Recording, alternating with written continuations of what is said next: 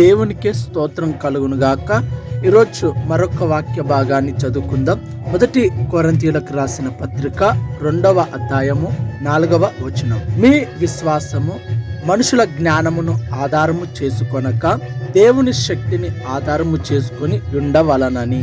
నిజమే ప్రియమైన సహోదరి సహోదరుడా, మన విశ్వాసము ఎలా ఉందంటే మనుషులపై ఆధారపడుతున్నాము, మనుషులను నమ్ముకుంటున్నాము. వారొచ్చి సాయం చేస్తారని, వీరొచ్చి సహాయపడతారని, వారు ఏదో కాస్త ఇస్తారని వారిపైన నమ్మకం పెట్టుకుంటున్నామే తప్ప మనము దేవునిపై నమ్మకం పెట్టుకోవడం చాలా అరుదుగా కనపడుతున్నాం.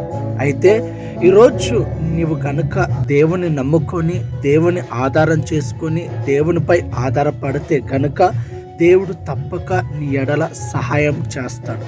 నువ్వు ఏ పరిస్థితిలో ఉన్నా, ఏ స్థితిగతిలో ఉన్నా సరే నీ చెంతకు చేరి దేవుడు నీకు సహాయాన్ని చేస్తాడు.